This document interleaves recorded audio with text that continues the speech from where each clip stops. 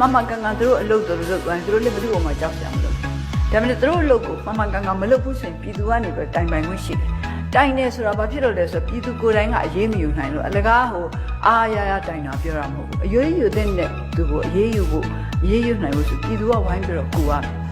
ဒါမှမဟုတ်ပြည်သူတွေကနေပြီးတော့ကိုယ့်ကိုယ်ကိုတန်ဖိုးထားကိုယ့်ကိုယ်ကိုတန်ဖိုးထားတယ်ဆိုတော့မန်တက်ပြီးတော့ငါဘာလို့ရတယ်ဆိုတော့ပြောတာမဟုတ်ပါဘူးကိုယ်မှလည်းလုပ်ပိုင်ခွင့်ရှိတယ်ကိုယ်မှလည်းအရေးချင်းရှိတယ်ဒီအရေးချင်းကိုသုံးရမကန်လုံးနေမှတည့်ရသားနဲ့မြင်ရသားနဲ့ကြောက်ပြီးတော့ဘာမှမလုပ်ဘူးဆိုရင်ဒါကိုယ်မှလည်းအပြစ်ရှိတာပဲအတိုင်းမခံရတဲ့သူမှသာအပြစ်ရှိတာမဟုတ်မဟုတ်တာလုပ်တဲ့သူမှသာအပြစ်ရှိတာမဟုတ်မြင်ရနဲ့ဒီဟာကိုဘာမှမလုပ်တာကြောက်လို့မလုပ်တာတခြားအကြောင်းမှဘာအကြောင်းပဲဖြစ်ဖြစ်ကြောက်လို့မလုပ်တာလဲကြောက်လို့မလုပ်တာလဲ